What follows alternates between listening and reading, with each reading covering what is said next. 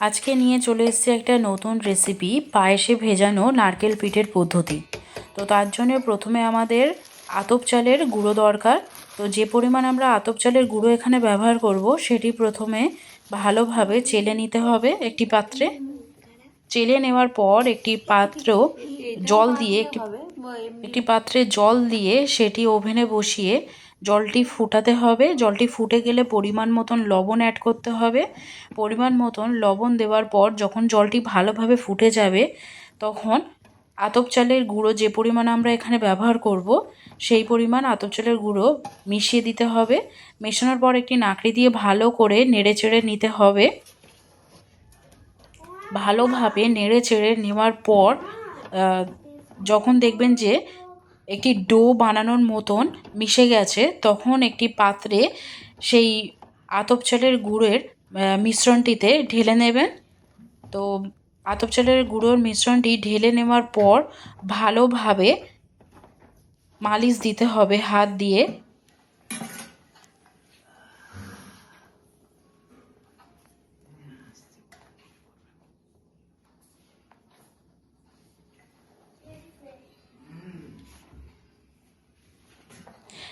তারপর একটি পাত্রে ঢেলে নিয়ে সেই মিশ্রণটিকে ভালোভাবে হাত দিয়ে মালিশ দিতে হবে। সেগুলো হলো গোবিন্দভোগ চাল, সেখানে জল অ্যাড করতে হবে, এলাচ, লবঙ্গ, দারচিনি পরিমাণ মতন।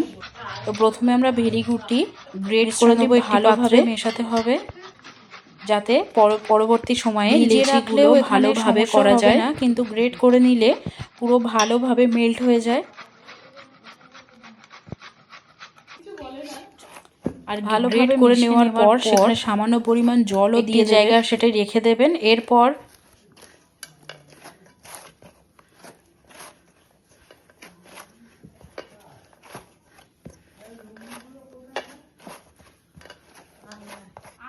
এদিকে ডোটি ভালোভাবে মেশাবেন।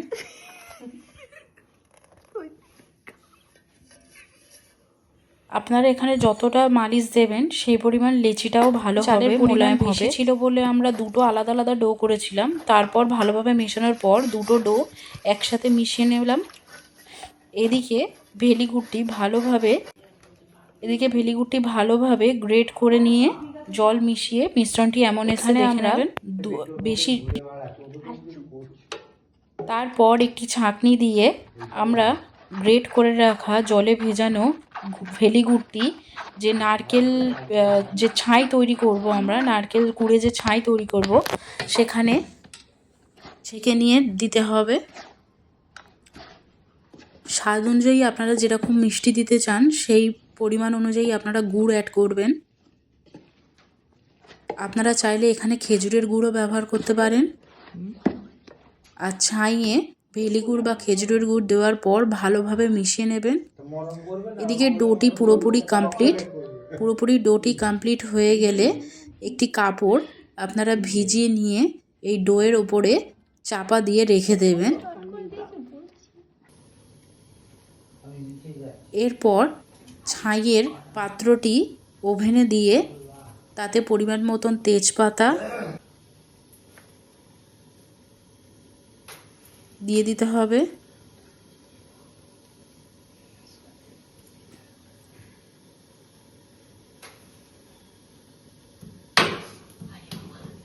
এরপর দারচিনি, লবঙ্গ দিয়ে দিতে হবে। আর এলাচটি একটুখানি চিড়ে থেতে দিলে সেটি ভালো স্মেল পাওয়া যায় এলাচের, সেই জন্য এলাচটি একটু চিড়ে একটু থেতে আমরা ওখানে অ্যাড করব, ছাইয়ে অ্যাড করব।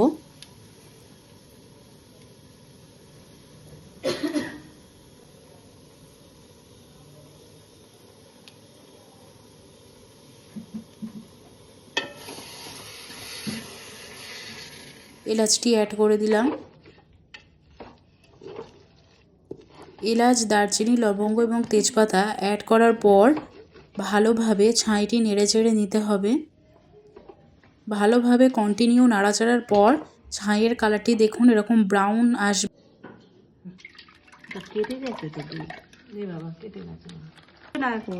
একটি পাত্রে আমরা পরিমাণ মতন দুধ নিয়ে নিলাম পায়েসের জন্য।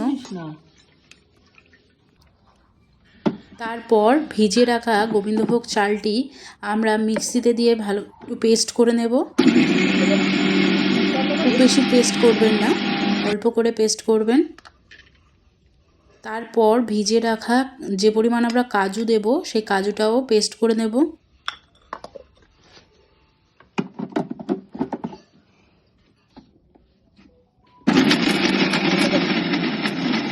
গোবিন্দভোগ চাল এবং কাজুটি পেস্ট করে নেবার পর পরিমাণ মতন যে পরিমাণ দুধ দেব সেই পরিমাণ দুধটি জাল দিয়ে তাতে তেজপাতা, লবঙ্গ, এলাচ দিয়ে একটু নেড়ে চেড়ে নেব। দারচিনি অ্যাড করলাম। নেড়ে চেড়ে নেওয়ার পর যখন দেখব দুধটি গরম হয়ে গেছে এবং ফুটে গেছে, তখন আমরা পেস্ট করে রাখা চালের যে কাজুটা ছিল সেটি অ্যাড করে ভালো করে নেড়ে চেড়ে নেব। এদিকে আমরা ওই ডো থেকে পরিমাণ মতন যে যতটা আমরা বড় করতে মানে সাইজ দেব সেই পরিমাণ লেচিটা কেটে নিতে হবে। লেচিটা কেটে সেটা ভালো করে হাত দিয়ে চেপে গোল আকার দিয়ে দেব। গোল আকার দিয়ে দিতে হবে। দেখুন প্রসেসটা। গোল আকার দেওয়ার পর সেখানে পরিমাণ মতন ছাই দিয়ে দিতে হবে ভেতরে। ছাইটি দেওয়ার পর মাঝখান থেকে দুভাবে দুপাশ থেকে চাপ দিয়ে মুখটি মুড়ে নিতে হবে। মুড়ে নিয়ে দুটো আঙুল দিয়ে চাপ দিয়ে পুরো গ্যাপটাকে আমরা জুড়ে দিলাম। তারপর দুটো আঙুলের সাহায্যে চাপ দিয়ে আমরা এখানে শেপ দিচ্ছি, যেরকমভাবে নারকেল পিঠের শেপ দেওয়া হয়। দেখে নিন প্রসেসটা। ঠিক এইভাবেই শেপ দিলে দেখতেও সুন্দর হয়।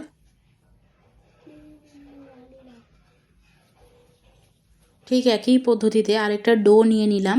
ডোটি ভালো করে দু হাত দিয়ে গোল করে আমরা একটু চালের গুঁড়ো দিয়ে দিলাম যাতে হাতে জড়িয়ে না যায়। তারপর গোলাকার শেপ দিলাম। গোলাকার শেপটি দেওয়ার পর পুনরায় আমরা যতটা পরিমাণ ছাই দেব ততটা পরিমাণ ছাই নেব। নেওয়ার পর ভেতরে দিয়ে আবার একই পদ্ধতিতে দুটো ধার মাঝখান থেকে ভাঁজ করে দুটো ধার মুড়ে নিয়ে দুটো আঙুল দিয়ে চেপে নিতে হবে।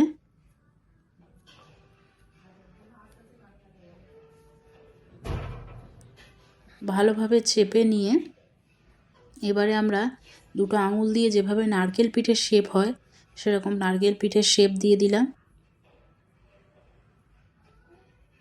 দেখুন একই রকম দুটো পিঠের শেপ হয়ে গেল। দেখুন এবারে মেন যে শেপটা তৈরি হয়েছে ঠিক এরকম আসলে দেখতে সুন্দর লাগে।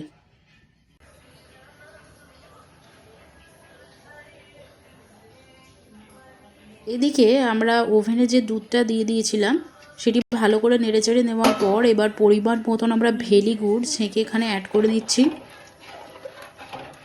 অবশ্যই আপনারা ভেলি গুড়টি গ্রেট করে নেওয়ার পর জল দিয়ে ভেজানোর পর একটু ছেঁকে দেবেন। ভেলি গুড়টি দেওয়ার পর নাড়াচাড়া করে নিতে হবে ভালো করে। তারপর দেখবেন একটা অফ হোয়াইট কালার এসছে। এরপর কাজু বাদামের যে পেস্টটি ছিল সেটি অ্যাড করে দিলাম, দিয়ে ভালো করে নেড়েচেড়ে নিতে হবে। তো এখানে আমাদের পায়েসটা রেডি হয়ে গেছে মোটামুটি। তারপর আমরা একটি পাত্রে জল দিয়ে দেব।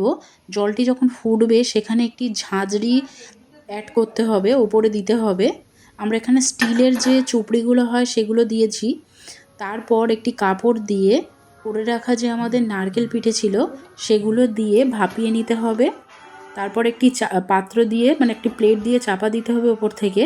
কিছুক্ষণ রাখার পর দেখবেন নারকেল পিঠেগুলো সেদ্ধ হয়ে গেছে। তো তখন দেখবেন নারকেল পিঠেটি যখন সেদ্ধ হয়ে গেছে তখন এক একটি করে তুলে সেই করে রাখা পায়েসের মধ্যে মিশিয়ে দিতে হবে। দেখুন প্রসেসটি। একটি করে দিয়ে সেটি ভালোভাবে ডুবিয়ে দিতে হবে যাতে পুরোপুরি পায়েসটি মিশে যায়। আর যেরকম পরিমাণ আপনারা নারকেল পিঠে এখানে ভেজাবেন সেই পরিমাণ অনুযায়ী আপনারা পায়েসটাও করবেন। তো এক একটি করে আমরা এইভাবে মিশিয়ে দিচ্ছি। এরপরে চলুন দেখানো যাক আপনাদের পায়েসে। তো এইটা হচ্ছে একটা নতুন ধরনের পিঠে, পায়েসের সাথে নারকেল পিঠে। দাঁড়ান আমি টেস্ট করে আপনাদের বলছি।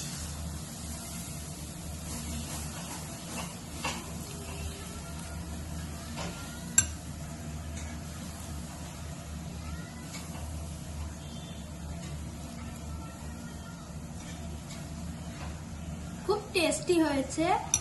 এর মধ্যে পায়েসের ফ্লেভার এবং গুড়ের আর নারকেলের ফ্লেভারটা আসছে, আর মুখে এক দিলেই মেল্ট হয়ে যাচ্ছে।